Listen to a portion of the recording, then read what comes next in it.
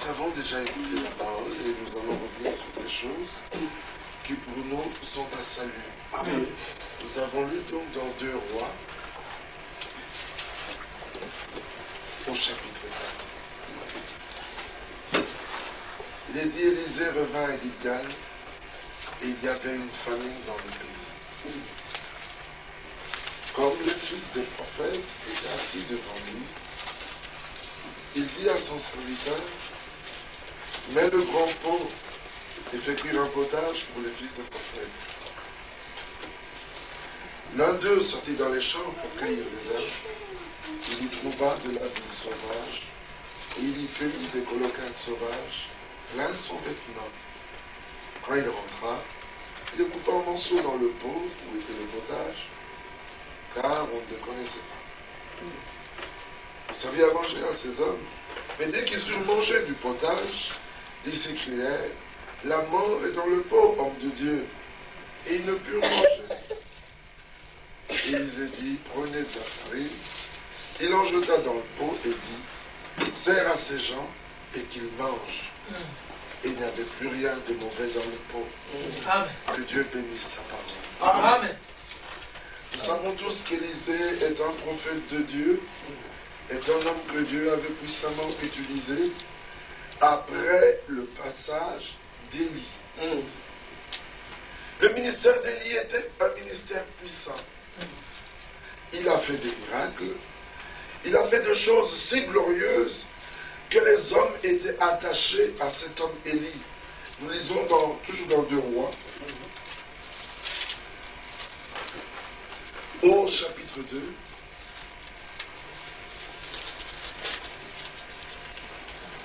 Lorsque l'Éternel fit monter Élie au ciel dans un tourbillon, Élie partait de Gilgal avec Élisée.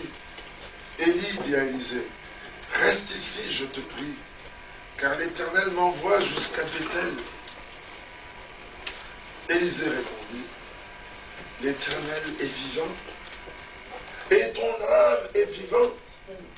Je ne te quitterai point. Alléluia. Amen. Et ils descendirent à Bethel. Élisée n'était pas attaché à Élie parce que c'était l'homme Élie. Élisée était attaché à Élie parce qu'il avait vu en Élie l'Esprit de Dieu. Amen. Regardez au verset 3. Les fils des prophètes qui étaient à Bethel sortirent vers Élisée et lui dirent, mais sais-tu que l'Éternel enlève aujourd'hui ton maître au-dessus de ta tête? Il répondit, je le sais aussi. Taisez-vous. Alléluia. Amen. La nouvelle du départ d'Élie était connue de tous. Oui. Les fils de prophètes savaient qu'Élie allait être enlevé. Mais regardez, eux n'ont pas suivi Élie. Ils sont restés dans leur coin, tout en disant à Élisée, mais sais-tu que ton maître va être enlevé aujourd'hui? Il dit, je le sais, mais vous, taisez-vous. Bien-aimés, on a toujours des problèmes avec les fils des prophètes. Au verset 4, il lui dit, Élisée, reste ici, je te prie, car l'Éternel m'envoie à Jéricho. Il répondit, l'Éternel est vivant, et ton âme est vivante, je ne te quitterai point. Et ils arrivèrent à Jéricho.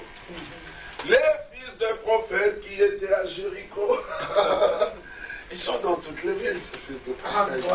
Partout où on va, on les rencontre. Le prophète a dit, le prophète a dit.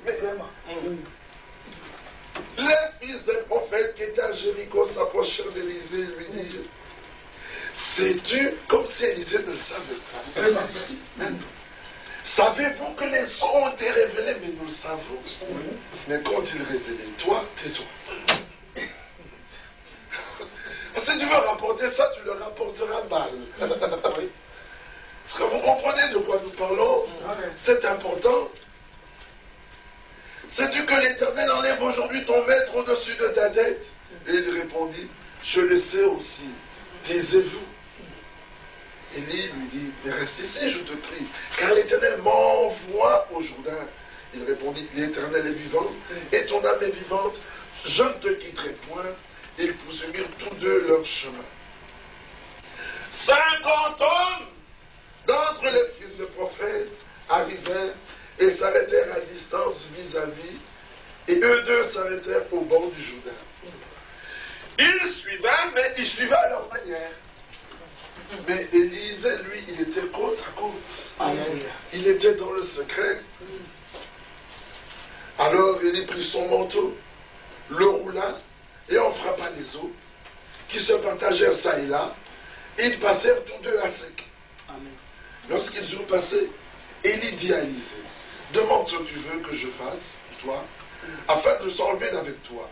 Élisée répondit, qu'il y ait sur moi, je te prie, une double portion de ton esprit. Alléluia. Amen. Amen. Oh Élisée, quelle vue. Il avait bien vu que cet homme avait l'esprit de Dieu. Il dit, ce que moi je veux, c'est le double de ton esprit.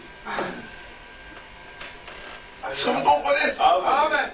Quand l'épouse aura cette onction que nous attendons, qui produira ce réveil puissant qui va nous sortir du sommeil, Amen. Alléluia, nous aurons une double portion de l'esprit qui était sur Élie. Oui, oui. Alléluia. Amen. Élie dit, au verset 10, tu demandes une chose difficile. Mais si tu me vois pendant que je serai enlevé d'avec toi, cela t'arrivera ainsi. Sinon, cela n'arrivera pas. Comme il continue à marcher en parlant, voici un char de feu et des chevaux de feu les séparèrent l'un de l'autre. Élie monta dans un tourbillon. Élisée regardait et criait, mon père, char d'Israël et sa cavalerie. Et il ne le vit plus. Cessant alors ses vêtements, il les déchira en deux. Et il releva le manteau qu'Élie avait laissé tomber. Puis il retourna et s'arrêta au bord du Jourdain. Il prit le manteau qu'Élie avait laissé tomber. Il en frappa les eaux et dit, où est l'Éternel, le Dieu d'Élie? Lui aussi, il frappa les eaux qui se partagèrent çà et là. Et Élisée passa. Les fils des prophètes qui étaient à Jéricho vis-à-vis, l'ayant vu, dirent, l'esprit d'Élie repose sur Élisée. Amen. Et ils allèrent à sa rencontre et se prosternèrent contre terre devant lui. Ah, au début de l'action de Dieu, après le départ d'Élie, les fils des prophètes n'ont pas rejeté Élisée. Au début, ils l'ont accepté. Ils ont dit, oh, mais il a l'esprit d'Élie. Ce n'est qu'après qu'ils ont commencé à dire, oh, mais il exagère celui-là. Pour qui il se croit? Parce que comme eux étaient installés en tant que groupe appelé fils de prophète, ils pensaient que la révélation viendrait à eux. Vraiment. Mais ils devaient reconnaître que Dieu avait une voix. Il a appelé Élie. Après Élie, il devait continuer avec un homme. Dieu ne travaille pas avec le groupe. Dieu travaille avec les individus. Il appelle un individu à qui il donne sa parole, à qui il donne son esprit, et il l'utilise comme bon lui semble. Mais les hommes pensent toujours que Dieu va utiliser des groupes. C'est comme ça qu'aujourd'hui les dénominations pensent que la révélation, la vie de Dieu est avec leur groupe. Les catholiques disent c'est nous. Les protestants disent c'est nous. Les pentecôtistes disent c'est nous. Mais nous, le peuple de Dieu, nous savons que Dieu appelle un homme. Amen. Nous reconnaissons les hommes que Dieu a appelés, qu'il envoie, qu'il utilise selon sa volonté. C'est ça notre particularité. Nous avons reconnu ce que Dieu a fait avec William Branham, comme nous l'avons entendu en ce temps de la fin. Mais après que Dieu a rappelé William Branham, il a continué son œuvre. Et c'est ça qui est merveilleux. Regardez maintenant. Au verset 15, au verset 16, il lui dit, voici, il y a parmi tes serviteurs 50 hommes vaillants. Veux-tu qu'ils aillent chercher ton maître? Voilà. Voilà. À peine venait-il de reconnaître que l'esprit d'Élie était sur Élisée, à peine venait-il de reconnaître, il commence avec leur proposition. Comment vois-tu que l'œuvre de Dieu pourrait continuer? Il faudrait quand même que Dieu nous ramène Élie. Alors nous avons 50 vaillants hommes. Veux-tu qu'ils aillent le chercher? Vraiment. Écoutez la réponse d'Élisée. Peut-être que l'Esprit de l'Éternel l'a emporté et l'a jeté sur quelques montagnes ou dans quelques vallées. Il répondit, ne les envoyez pas. Bien-aimés, donc leur incompréhension du message c'était déjà du temps d'Élie. Voilà. Ils ont bien dit à Élisée, sais-tu que ton maître sera enlevé au-dessus de ta tête aujourd'hui? Élisée a dit, oui, mais vous, taisez-vous. La preuve qu'ils avaient mal compris, c'est qu'il dit, mais peut-être que l'Esprit l'a déposé quelque part. Donc ils avaient entendu la même chose, ils avaient reçu le même message, mais ils n'avaient pas compris. Ils n'avaient pas de commission divine. Élisée dit, ne les envoyez pas. Mais ils le pressèrent longtemps. Ils n'ont pas cru aux paroles d'Élisée. Et il dit, bon, envoyez-les. Ils envoyèrent les 50 hommes qui cherchèrent Élie pendant 3 jours et ne le trouvèrent pas. Lorsqu'ils furent de retour auprès d'Élisée qui était à Jéricho, il leur dit, ne vous avais-je pas dit, n'allez pas. Avez-vous remarqué? Ces hommes proclament et disent qu'ils croient la même chose que nous. Mais Élisée leur dit, n'allez pas. Non, ils sont quand même allés. Pendant 3 jours. Et ils viennent avec leur conclusion, on ne l'a pas trouvé. Mais je vous l'avais déjà dit. Vous ne m'apportez rien de nouveau. Je vous l'avais déjà dit. N'y allez pas. La chose était tellement connue de tous qu'ils montaient de là à Bethel au verset 23. Et comme ils cheminaient à la montée, des adolescents sortirent de la ville et se moquèrent de lui. Ils disaient, monte chauve, monte chauve. Mais oui, ils avaient entendu qu'Élie était monté. Et maintenant quand ils voient, ils disaient, ah lui aussi il voit comme lui. Alors toi aussi monte maintenant, on va voir. Ce n'est pas qu'ils n'étaient pas au courant, ils étaient au courant. Aujourd'hui, ils viendront nous dire, ah mais vous êtes aussi de ceux qui croient au message du temps de la fin. Mais oui, nous croyons à ce message. Mais si tu nous dis, monte, des lions sortiront et vous dévoreront. Regardez la suite. Il se retourna pour les regarder, et il les maudit au nom de l'Éternel. Alors 2 ours sortirent de la forêt, et déchirèrent 42 de ses adolescents. De là, il alla sur la montagne du Carmel, d'où il retourna à Samarie. C'est comme ça qu'étant rentré, la famine étant déjà venue, au verset 38 du chapitre 4, dans le temps de famine, Élisée était là, mais les fils de prophètes étaient aussi là. Au lieu de laisser celui qui avait reçu la commission de faire son travail, comme les fils de prophètes étaient assis devant lui, il dit à son serviteur, mets le grand pot et fais cuire un potage pour les fils de prophètes. Il avait reçu la commission de nourrir le peuple. Alors il dit, fais un potage. Quand son serviteur se lève pour faire un potage, les fils de prophètes, qui se sentent toujours investis d'une commission particulière, sont allés dans la forêt pour chercher de la nourriture. Mais bien aimé, les colocanes sauvages sont semblables aux vrais colocanes. Si vous n'êtes pas un expert, vous allez prendre n'importe quoi et vous mourrez. Dans cette forêt, les concombres sont nombreuses. Mais quand vous ne savez pas vous diriger, vous allez vous retrouver donnant au peuple des colocanes sauvages, mais croyant que vous leur avez donné la bonne nourriture. Le serviteur ne donnait que ce qu'Élisée lui avait donné. Mais les prophètes ont été faire, les fils des prophètes ont été faire leur propre recherche. Nous n'avons pas de recherche personnelle à faire.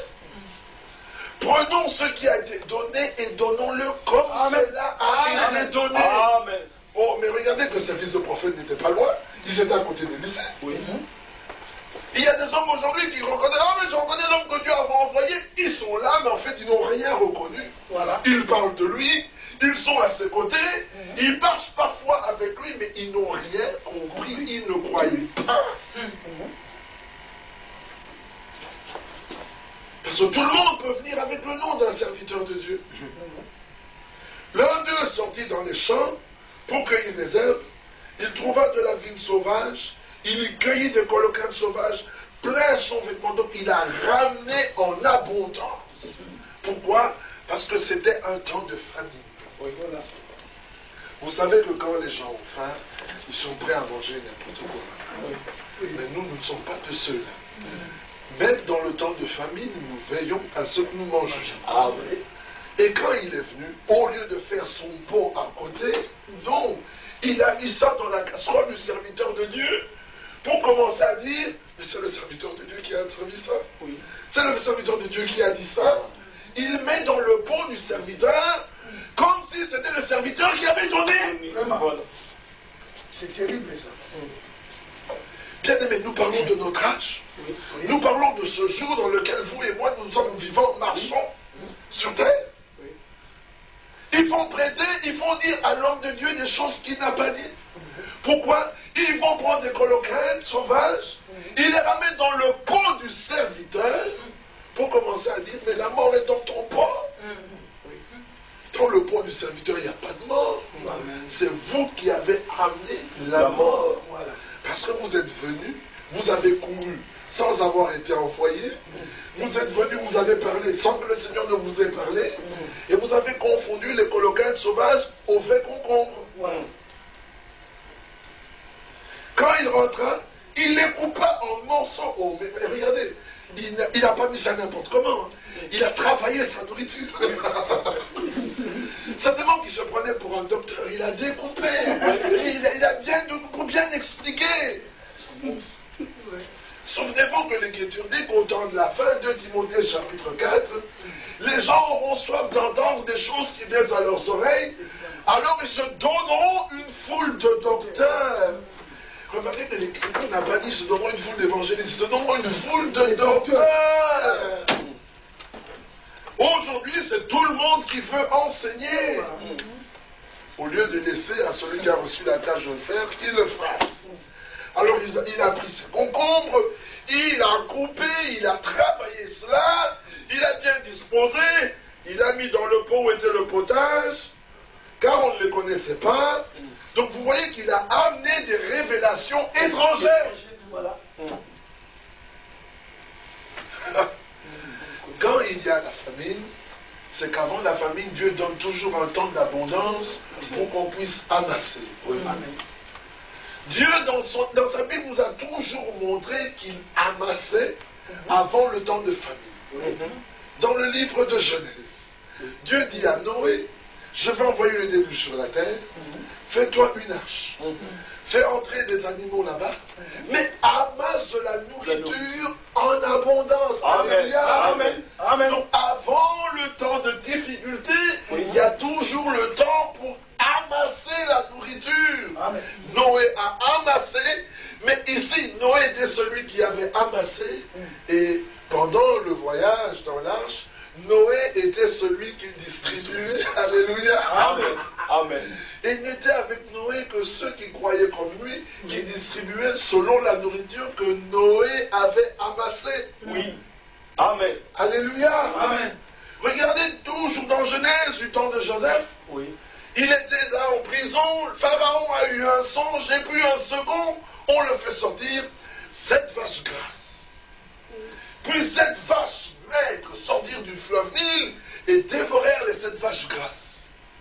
Il y avait 7 épis gras, puis 7 épis secs sont venus et ont dévoré les 7 épis gras. Il dit les 2 songes sont un seul songe. Si la chose s'est répétée, c'est que le Seigneur va l'accomplir certainement. Amen. Amen. Amen. Les 7 vaches grasses sont 7 années de prospérité. Et les 7 vaches maigres, ce sont 7 ans de famine qui viendront après les 7 ans de prospérité.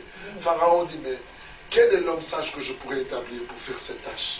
Toi, c'est toi qui seras établi. Amasse la nourriture pendant les 7 années d'abondance, comme tu l'as dit, afin que pendant les 7 années de famine, tu puisses distribuer la nourriture en... Le ministère de la distribution commence dans Genèse. Amen. Le ministère de la distribution existe depuis que la Bible a commencé. Amen. Amen. Et ce ministère, nous le voyons d'une manière claire aujourd'hui dans notre temps. Oui. Nous avons lu dans Matthieu 24, quel est le serviteur fidèle et prudent que son maître a établi sur ses serviteurs. Ah. Voilà. Sur ses serviteurs. pour leur donner la nourriture au temps convenable. Mais pourquoi? Amen. Parce que les serviteurs devront distribuer à manger. Oui. Alors les serviteurs ne peuvent pas aller d'eux-mêmes dans la forêt chercher des colocants sauvages. Ils doivent prendre la nourriture que le serviteur fidèle et prudent distribue. Amen. Alléluia. Amen. Donc ils prennent tous à la même source. Oui. Comme ça le peuple mange de la même manière. Amen. Ceux qui sont en Afrique, aux États-Unis, en Amérique, en Asie ou en Europe, tous mangent la même nourriture parce que le serviteur distribue à tous les serviteurs. Amen. Mais les fils des prophètes ne veulent pas de ça. Ils vont eux-mêmes dans la forêt, ne connaissant pas la nourriture, ils amassent, ils découpent ça comme il faut et ils distribuent au peuple et le peuple se meurt. Nous continuons là où nous étions. Alors, verset 40, on servit à manger à ces hommes, mais dès qu'ils eurent mangé du potage, ils s'écrièrent, la mort est dans le pot. Mes frères, mon frère a mangé, il s'écrit, la mort est dans le pot. Je ne goûterai pas pour que je sente aussi la mort. Un a déjà goûté pour moi. Oui. Alléluia. Amen. Nous sommes très faibles, mais le Seigneur va nous aider quand même. Amen. Dieu fait des choses d'une manière très simple. Et on a dit la mort est dans le pot. Enfin, je vais goûter. Non, je n'ai pas besoin de goûter. La mort est dans le pot. Oui. Alléluia. Amen. Oh, mais frère, goûte quand même. Toi, tu n'as pas encore goûté. Tu dis que mais pour le gars, t'étais bonne, frère. Peut-être que c'est Élisée. Non, la mort est dans le pot, frère. Voilà. Pourquoi dois-je goûter? Pourquoi goûterais-je alors qu'il est déjà établi que la mort est là? Voilà. Amen. Dieu est miséricordieux. Alléluia. Amen. La mort est dans le pot, homme de Dieu. Et ils ne purent manger. Élisée dit, prenez de la farine. Alléluia. Amen. Oh, pour que la nourriture, pour que le mal soit rangé, on doit rentrer à l'homme de Dieu. Amen. Amen. Dieu nous a dit, prenez la nourriture. On ne peut pas puiser dans n'importe quel magasin. C'est ça. Il nous montre aussi le magasin. Voilà. Et il nous dit quelle nourriture prendre. Il dit, prenez de la farine. Mais la farine représente Christ. Cette Amen. parole, ah oui, Amen. il a été écrasé de grain et on en a fait une farine. Alléluia. Amen. Alors il a pris la farine et on a mis dans le pot. Oh, quand la mort est là, donnez Christ. Amen. Amen. Alléluia. Amen. Et la vie revient. Amen. On a simplement mis le Christ dans le pot, la farine, la parole. Et on dit, sers à ces gens et qu'ils mangent. Il n'y avait plus rien de mauvais dans le pot. Amen. Alléluia. Amen. Les serviteurs appelés de Dieu savent quel type de nourriture il faut donner au peuple. Amen. Voilà pourquoi, en tout temps, en tout moment, nous voulons écouter, boire à cette source pour que nous ayons de la nourriture à donner au peuple. Sinon, les hommes apporteront des coloquintes sauvages. C'est très important. Oui. Les fils de prophètes sont des hommes qui nous font souffrir. C'est vrai. Ils sont là, ils apportent des révélations personnelles sans que le Seigneur ne leur ait parlé. Et comme c'est un temps de famine, le peuple a faim. Alors, comme c'est la famine, on donne n'importe quoi. Regardez, ces jours-ci au Mozambique, il y a eu des inondations, il y a eu des tornades, des siphons, c'est terrible. Il y a eu de telles inondations que le peuple n'avait plus de quoi manger ni boire, et il buvait l'eau dans laquelle il y avait des cadavres. Oui. Et cette eau avait cette couleur. Mais comme il n'y avait rien d'autre, ils étaient obligés de le faire. Et ils buvaient de cette eau boueuse, sale, pleine de bactéries et de choses horribles, parce qu'il y avait des corps dedans. Et alors, c'est la fièvre typhoïde, c'est le choléra, c'est la malaria. Ils ne peuvent pas faire autrement. Ils ont faim. Le peuple a faim. Il faut qu'il mange. Alors, on doit lui donner à manger. Mais quand l'homme n'a pas de quoi donner, il va prendre n'importe quoi. Voilà. Et dit, oh, nous sommes des fils de prophètes, nous avons vu qu'il devait monter, nous étions de l'autre côté du fleuve, nous savons. Le prophète a dit, non, donnez-nous la nourriture. Il y a eu dans cet âge des choses glorieuses que Dieu a fait.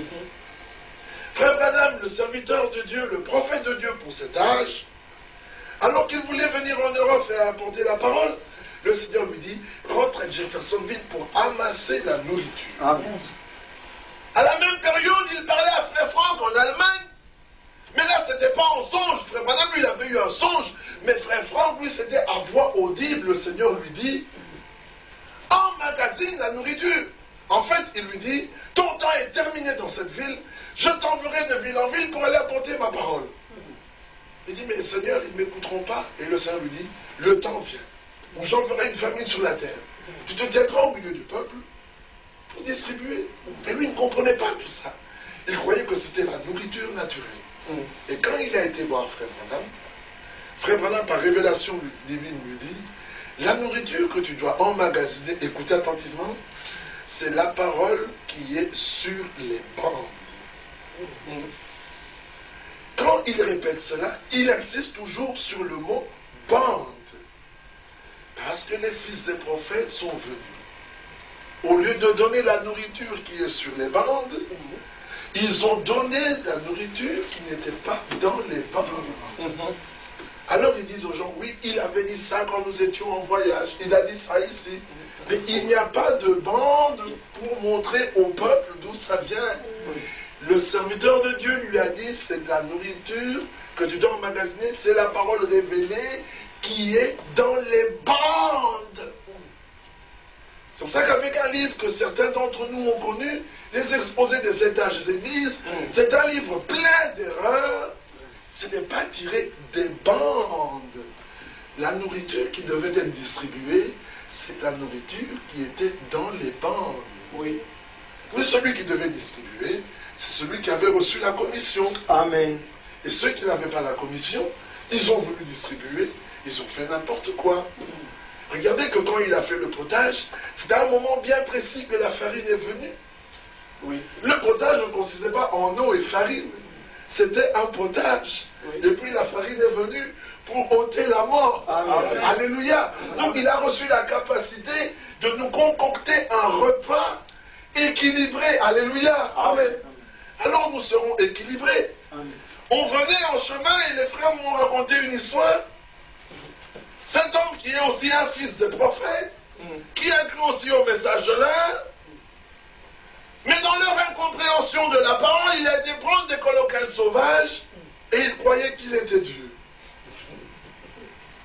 Et ici, il était ici en Europe et il est allé demander ce document.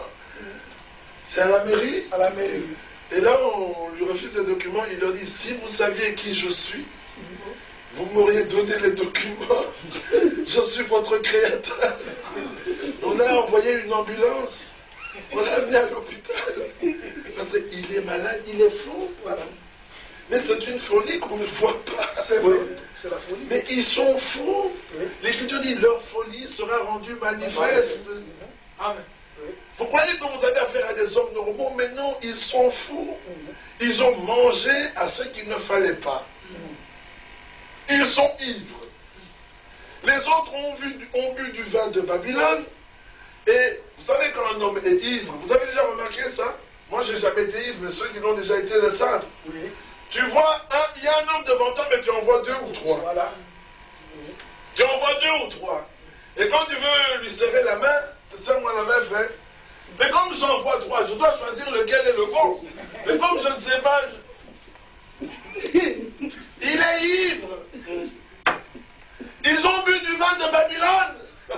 Alors il voit le Père, le Fils et le Saint-Esprit, mais il est là. Alléluia. Il est là, mais eux, ils en voient trois. Nous, nous n'en voyons qu'un. Amen. Oui. Il était au commencement. Il est venu dans la chair. Amen. Alléluia. Amen. Son nom, c'est Jésus-Christ. Amen. Mais quand on a bu du vin de Babylone, on est ivre. On en voit plusieurs. Et quand on mange au colocane sauvage, on meurt. On se meurt. Et pourtant, on croit être vivant. Ce passage de 2 Rois 4 est capital pour nous. Oui. Très capital. Nous vivons dans le temps de la famine. Regardez que c'était le temps d'Élisée, la famine. Du temps d'Élie, il y avait eu l'abondance. Amen. Puis il a annoncé le temps de famine. Oui. Et il est parti. La famine est venue et puis il est parti. Mais bien aimé, s'il y a eu la famine pendant 3 jours, parce que s'il y a eu l'eau, il n'a pas plu pendant 3 ans. Ça veut dire que pendant 3 ans, vous n'avez pas pu planter. Ça veut dire que vous avez mangé la récolte, vous avez consommé les réserves qui servaient à être plantées l'année suivante, vous avez consommé les provisions que vous disiez peut-être que ça ira jusqu'à la 2e année, mais arrivé à la 3e année, il n'y a plus rien. Et quand la pluie revient, malgré ça, il n'y a rien à manger parce que rien n'a été semé. Alors quand il y est parti, il y avait la famine. Élie est venu, il a prêché, nous avons la révélation de la parole en ce jour, mais quand il est parti, la famine est venue. Et c'est pendant le temps de famine que les fils des prophètes s'en vont chercher à manger. Bien-aimés, nous ne cherchons plus. Nous sommes dans un royaume, nous allons nous ravitailler à une cantine. Amen. Nous avons des bons, nous allons à la cantine, on nous sert du pain, du lait, du blé, et on s'en rentre. Oh, mais moi j'ai eu peur.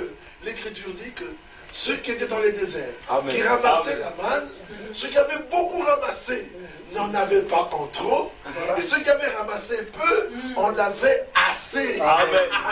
Alléluia. Amen. Même si j'en ai peu, c'est assez, c'est suffisant. Amen. Alors le Seigneur prêcha la parole, et les disciples l'avaient suivi au bord de la mer, là, dans le désert plutôt. Et pendant 3 jours, ils n'avaient pas mangé.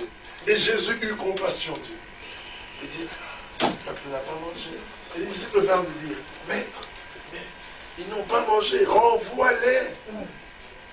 Ils n'ont pas mangé depuis qu'ils sont venus.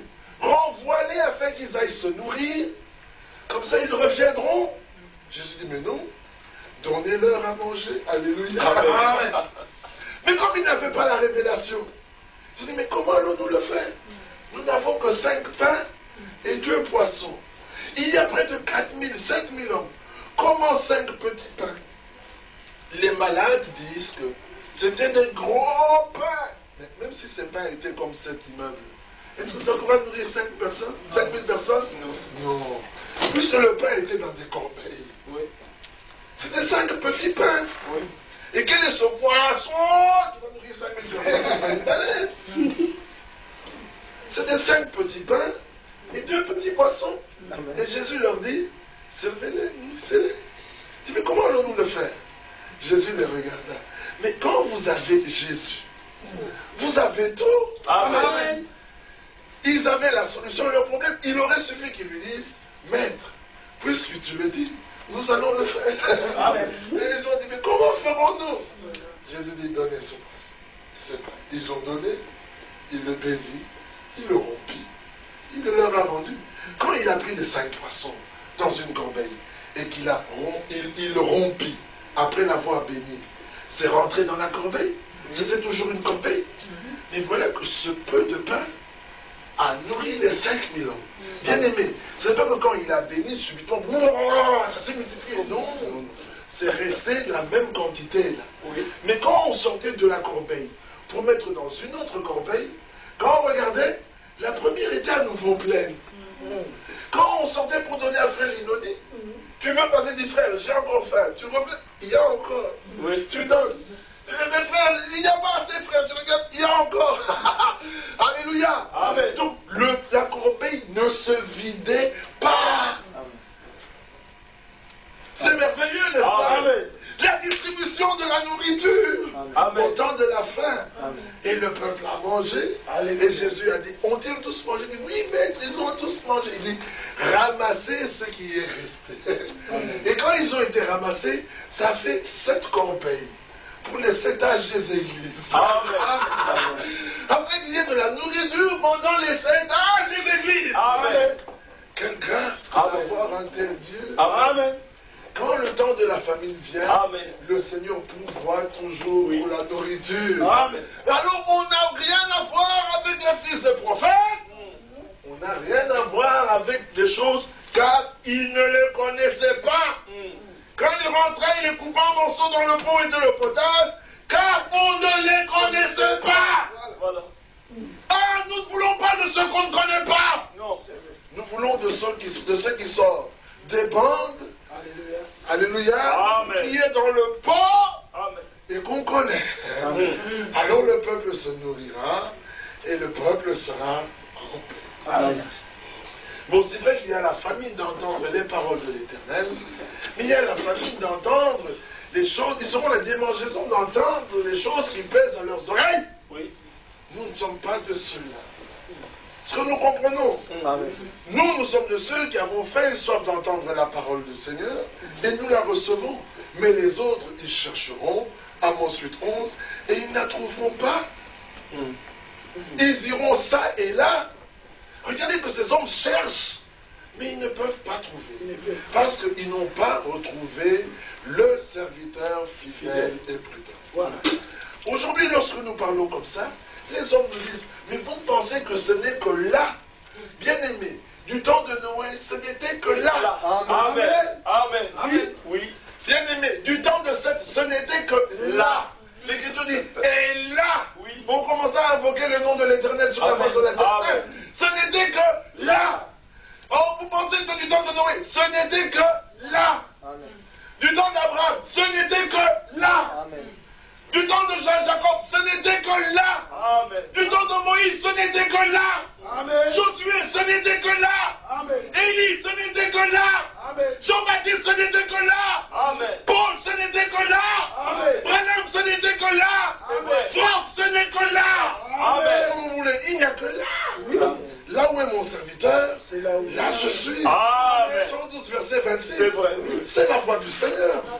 Chant 13, 20. Oui. Celui qui reçoit celui que j'aurai envoyé, il me reçoit. Amen. Et celui qui me reçoit, il reçoit celui qui m'a envoyé. Amen. Il n'y a pas d'autre manière. Non, ce n'est que celle-là. Amen. Amen. Dieu est le même. Il ne change pas. Amen. Là où est mon serviteur, c'est là que je suis. Gloire à Dieu. Donc si vous voulez trouver le Seigneur, trouvez le serviteur. Lisons quand même ce passage. Parce que j'ai beaucoup cité, mais c'est parce que nous n'avions pas beaucoup de temps, et moi-même je suis très faible. Mais nous lirons Jean.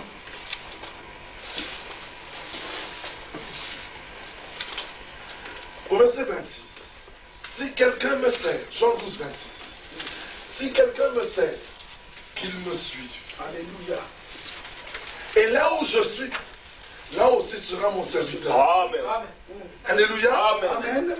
Et là où je suis, là aussi sera mon serviteur.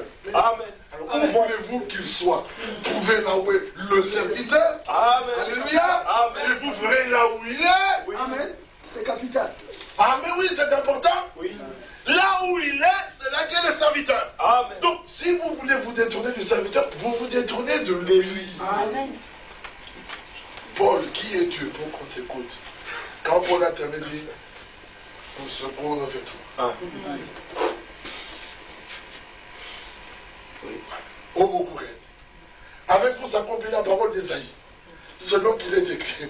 Et il se retourne vers les autres et dit, et le Seigneur m'a ordonné. Amen. C'était la voix de Dieu. Bien aimé, Dieu est merveilleux. Par ces hommes simples, c'est la voix de Dieu. Oui. Amen. Alléluia. Amen. Pas des hommes simples, plein de manquements, qui se lèvent avec des fautes. Mais Dieu dit, mais c'est la voix de Dieu. Si vous ne voulez pas suivre, c'est votre problème. Oui, oui. Ceux qui ne comprennent pas, Dieu fait les choses de manière à ceux qui doivent être achoppés, sachant. C'est vrai. Alléluia. Dans le monde intelligent, C'est vrai. Dieu prend des hommes qui n'ont aucune formation. Dans le monde des forts, il prend des faibles. Et parfois, il leur envoie un comme eux. Paul, il surgit du milieu de lui dit, homme frère, vous savez tout ce que moi j'étais autrefois. Alléluia. Amen. Afin que tous aient la bouche fermée. Oui. Il dit, il est devenu fou. Le roi dit, oh Paul, ton grand savoir te fait déraisonner. Oui, oui. Tu as tellement étudié, tu es tellement intelligent que tu commences même à déraisonner Paul.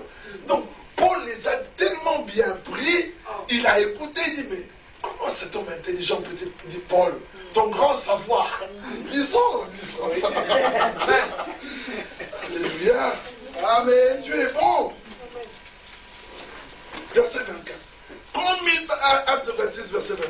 26.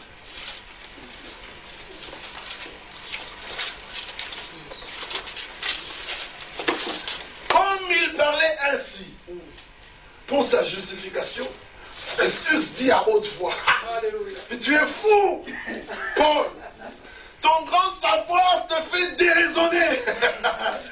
Ici, ce n'est pas la folie dont on a amené l'autre là à l'hôpital. Non, celui-là était fou, il dit c'est moi qui vous ai créé. Mais ici, c'était des hommes éblouis par la prédication. Il dit Paul, tu es fou, ton grand savoir te fait déraisonner. Paul le regarde et dit, je ne suis pas fou, je ne suis pas un fou. Très excellent, Festus. Répliqua Paul. Ce sont au contraire des paroles de vérité et de bon sens que je prononce. Le roi est instruit de ces choses. Et je lui en parle librement. Car je suis persuadé qu'il n'en ignore aucune. Puisque ce n'est pas en cachette qu'elles se sont passées. Le roi regarde. Alors il dit au roi, crois-tu au prophète? Roi, il dit pas. Le prophète, le roi, dans sa dignité, il reste silencieux, il dit, mais je suis quand même heureux. Quand il dit, crois-tu au prophète, roi? Il a dit, oui, et il dit, mais je suis quand même heureux. Je préfère répondre comme tout le monde, hein, parce que tout le monde, le peuple me regarde. Mais là, c'était dans le cœur, le peuple me regarde, je suis quand même roi. J'allais dire, oui, alors Paul le regarde, pour lui rendre honneur, il dit, je sais que tu y crois. Amen. Alléluia. Amen. Je sais que tu y crois. Et Agrippa dit à Paul, là il ne pouvait plus se retenir. Tu vas bientôt me persuader de devenir chrétien. Paul répondit, que ce soit bientôt ou que ce soit trop tard, plaise à Dieu que non seulement toi, mais encore tous ceux qui m'écoutent aujourd'hui, Amen. vous deveniez tel que je suis, à l'exception de ces chefs. Alléluia. Amen. Le roi, le gouverneur, Bérénice et tous ceux qui étaient assis avec eux se levèrent. Et en se retirant, ils se disaient les uns aux autres, mais cet homme n'a rien fait qui mérite la mort ou de la prison. Et Agrippa dit à Festus, cet homme aurait pu être relâché, hein, s'il n'en avait pas appelé à César. Alléluia. Donc c'est qu'ils ont été persuadés de ce que Paul avait dit. Au point qu'en se levant, ils disent, non, il faut le libérer. Il en a appelé à César. S'il n'avait pas mentionné César, on le libérait là tout de suite. Voilà. Et peut-être même que je l'aurais invité pour qu'il vienne encore prêcher à la maison. Mais voilà, il en avait appelé à César. C'était la voix de Dieu. Parce que Dieu voulait que Paul aille à Rome, afin que les catholiques, quand ils diront que c'est Pierre qui était à Rome, on puisse sortir de la Bible et dire menteur. Pierre n'a jamais été à Rome. C'est Paul qui a écrit la lettre aux Romains, l'épître aux Romains. Pierre n'a pas écrit aux Romains. D'ailleurs, il était apôtre des Juifs. Tandis que Paul avait été établi apôtre des païens. Amen. Alléluia. Est-ce que nous comprenons un peu la chose? Donc, en ce temps de famine, nous faisons attention pour reconnaître là où se trouve le serviteur. Il y a un pot à ses côtés. Oui. Et dans ce pot-là, il y a la vie. Amen. Et les fils des prophètes amènent la mort. Nous voulons comprendre. Voilà pourquoi en tant que chrétiens, non seulement nous écoutons la prédication de la parole, mais de temps en temps on vous envoie des brochures, des lettres circulaires, ces ouvrages, pour que vous puissiez vous nourrir. Amen. Nourrir votre âme. C'est vrai. Pour que vous puissiez prendre part à ce que Dieu va faire. Amen. Parce que chacun de nous doit méditer la parole. Chacun de nous doit chercher la face de Dieu. Chacun de nous doit s'instruire. C'est comme ça que lorsque nous venons, ayant cherché la face de Dieu, ayant médité, quand nous entrons ici, le Saint-Esprit qui connaît nos cœurs, a la profondeur, appelle à la profondeur, et il y a la réponse. Amen. Alors vous voyez des hommes qui disent, frère, j'étais venu, j'avais des problèmes, mais j'ai reçu la réponse à toutes mes questions. Vous voyez des gens qui disent, frère, j'ai des questions, mais je te réponserai après.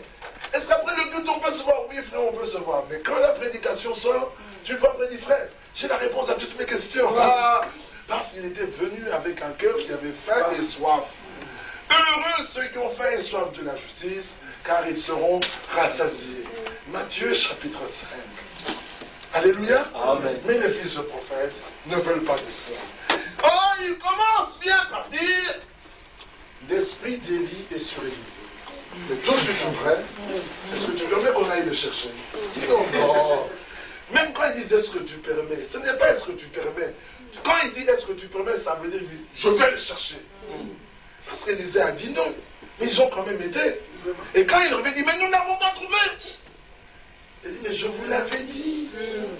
Ce n'est pas suffisant. Il continue. Il fait à manger. Lui dit non, cette nourriture n'est pas assez solide. Il a fait à manger, c'est bien. Mais il faudrait quelque chose de plus solide.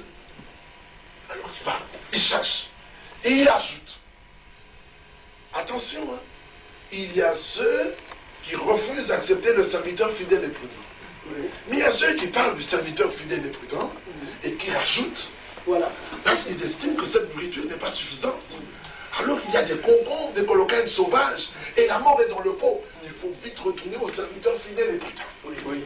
Alors là, il met la farine et il dit, mangez.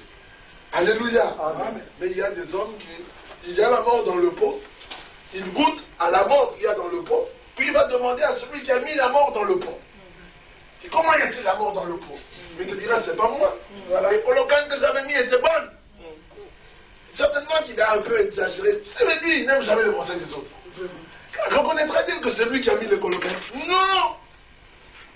Alors quand on me dit, il y a la mort dans le pot, l'autre me regarde et dit, mes frères, toi aussi tu vas condamner sans avoir goûté. Il dit, il y a la mort dans le pot. Celui qui m'a dit qu'il y a la mort a goûté. Oui. Et il est fidèle. Alléluia. Amen. Amen. Alors nous devons dire au peuple, attention, ah oui, il y a la mort dans le pot, ne touchez pas. Oui. Pour le... Oh non frère, je n'ai rien à dire, vous-même vous allez examiner quoi? Examiner quoi? Pourquoi est-il là? Ça c'est le Seigneur qui a donné son passage. Oui. Amen. J'ai seulement vu comment il conduisait les choses, j'ai dit mais merci Seigneur. J'avais certainement quelque chose dans mon camp, mais le Seigneur a permis que autre chose soit apportée ce soir. Amen. Alléluia. Amen. Afin que tous ceux qui ont bu du vin de Babylone et qui sont ivres, qu'ils aillent un peu buver leur vin ailleurs. Alors quand ils sont ivres, ils se réveillent le matin, et il n'a plus de chemise sur lui. Il n'a plus qu'une chaussure. Il dit, ah! Et la Bible dit, pour qui il est A? Pour qui il est O? Il dit, mais qui m'a frappé? C'est ce que dit l'Écriture, c'est pas moi. Oh, disons. Voilà. L'Écriture est merveilleuse. Amen. Elle est réjouie là. Amen. Nous sommes dans Proverbe 23. À partir du verset 22. Pour qui les a? Pour qui les hélas? Pour qui les disputes? Et pour qui les plaintes? Pour qui les blessures sans raison? Pour qui les yeux rouges? Ah, pour ceux qui s'attardent auprès du vin. Pour ceux qui vont déguster du vin mêlé. Ne regarde pas le vin qui paraît d'un beau rouge, qui fait des perles dans la coupe et qui découle aisément. Il finit par mordre comme un serpent et par piquer comme un basilic. Tes yeux se porteront sur les étrangers. Vous voyez? Oui. Avec ça, tes yeux vont vers l'étranger. Et ton cœur parlera d'une manière perverse. Tu seras comme un homme couché au milieu de la mer, comme un homme couché sur le sommet d'un mât. Vous avez déjà vu un mât, c'est, vous voyez les bateaux qui ont des voiles. Alors il y a un grand mât et on a attaché là, on a attaché le voile. Mais lui, il monte, au lieu de se coucher ici, dans la cabine, il monte, là-haut. Et puis, sur le petit morceau de bois là, il se couche. La Bible dit, tu seras comme un homme couché là-haut. Oh, mais tu vas tomber. Mais quand tu vas tomber, tu seras fracassé. On va t'amener à l'hôpital avec des fractures. Là, tu vas dire, pour qui il est là? Pour qui il est là?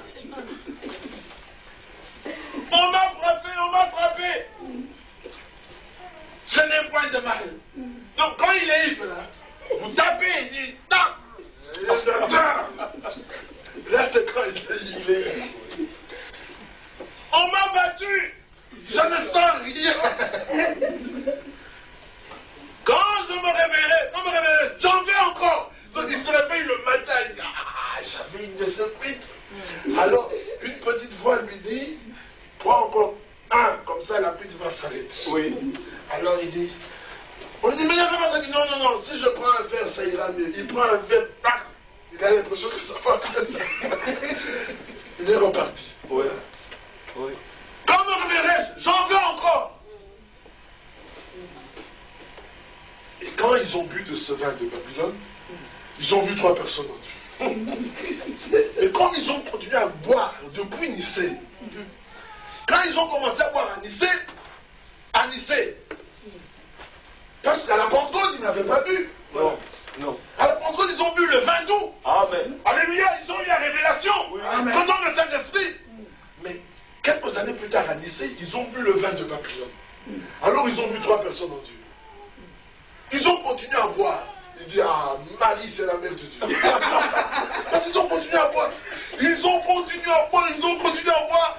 Ils ont dit, elle est montée au ciel comme ça dans la chair d'Assomption.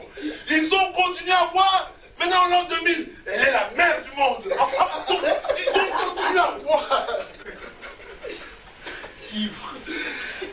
Complètement.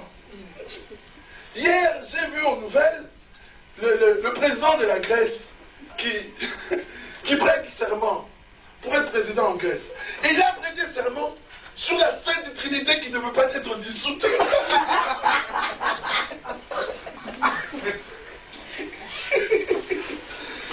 Et de Marie qui est la reine Du monde.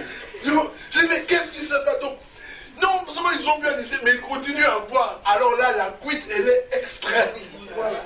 Au point que maintenant, quand ils sont nus, ils disent, je suis bien habillé. Mais ils sont nus. Oui. Voilà. Mais ils disent, je suis bien habillé. C'est terrible. Le mot pudeur, c'est-à-dire que quand on dit à une femme qu'elle puisse se vêtir avec pudeur, c'est qu'elle puisse ouvrir son corps, parce que le corps doit être couvert. Il y a une honte à être nu. C'est vrai. C'est un manque total de pudeur. Mais ces hommes passent à la télévision, parlant d'une femme qui passe son temps à se dénuder devant les gens, à faire du striptease. Ils disent, il y a de la pudeur dans sa nudité. De la pudeur dans la nudité. Vraiment. C'est la folie. Voilà. Voilà, ils en sont. Ils appellent le bien mal et le mal bien. Comme on s'entretenait en chemin, si tu vas dans leur école, tu dis, bon, je vais passer à un théâtre, ma sorcière bien-aimée. Ils viendront tous, même le directeur de l'école. Voilà. On dit, je vais vous tenir avec vous une séance de magie après la sorcière bien-aimée. Ma sorcière bien-aimée, c'est mercredi, et la séance de mardi, c'est de magie, c'est samedi. Ils viendront tous, Voilà. même pour payer. Mais alors, toi tu viens, tu dis, mais après je vais vous entretenir pendant 30 minutes sur la parole de Dieu. Et dit, vous les sectaires. Oui, donc, ils appellent le mal bien et le bien mal. C'est terrible. Oh, le péché des Amoréens est arrivé à son comble. Ça c'est dans Genèse qui dit ça. Quand le péché des Amoréens sera arrivé à son comble, ah oui là je vous ça. Quand son péché aura atteint jusqu'au ciel, Apocalypse 18, alors le Seigneur va lui apporter son jugement. Sortez du milieu d'eux, mon père, afin que vous ne participiez point à ces fléaux. Regardez, nous allons lire ce passage dans Apocalypse, au chapitre 18. Et j'entendis du ciel, commençons maintenant au verset 1er. Après cela, je vis descendre du ciel un autre ange qui avait une grande autorité, et la terre fut éclairée de sa gloire. Il cria d'une voix forte disant, elle est tombée, Babylone la grande. Écoutez ce qu'elle est. Elle est devenue une habitation de démons, un repère de tout esprit impur, un repère de tout oiseau impur et odieux. Parce que toutes les nations ont bu du vin de la fureur de ça. Oh, Voilà. ça débauche, il y a une fureur ce n'est pas simplement une débauche, non, il y a une fureur. Du fin de la fureur de sa débauche, que les rois de la terre se sont livrés avec elle à la débauche, et que les marchands de la terre se sont enrichis par la puissance de son luxe. Et j'entendis du ciel une autre voix qui disait, sortez du milieu d'elle, mon peuple, afin que vous ne participiez point à ses péchés. Et alors, que vous n'ayez point de part à ses fléaux. Car ces péchés se sont accumulés jusqu'au ciel, et Dieu s'est souvenu de ses iniquités. Payez-la comme elle a payé, et rendez-lui au double selon ses œuvres. Dans la coupe où elle a versé, versez-lui au double. Amen. Voilà ce qui lui attend. Alors le Seigneur dit, sortez du milieu. Mais elle est terrible, cette Babylone. Quand elle est détruite, tous les marchands de la terre ne savent plus que faire de leurs marchandises. Tous les commerces, le chemin nous ramène à Babylone. Regardez que quand elle est détruite, Babylone, les marchands de la terre disent, malheur, malheur, la grande ville Babylone a été détruite. Mais qui achètera encore de nos marchandises? Verset 11. Et les marchands de la terre pleurent et sont dans le deuil à cause d'elle, parce que personne n'achète plus leur cargaison. Mais regardez ce qu'il y a dans les navires. Il y a de l'or, de l'argent, des pierres précieuses. Il y a de tout, de tous les commerces. Mais la meilleure, regardez au verset 13. Il y a de la cannelle, de cannelle plutôt, d'aromates, de parfums, de myrrhe, d'encens, de vin, d'huile, de fine farine, de blé, de bœufs, de brebis, de chevaux, de chats, de corps et d'âmes d'hommes. Non, ils veulent faire de nous une marchandise. Non, non, non et non. Non. Nous avons été rachetés. Amen. Par le sang de l'agneau. Amen.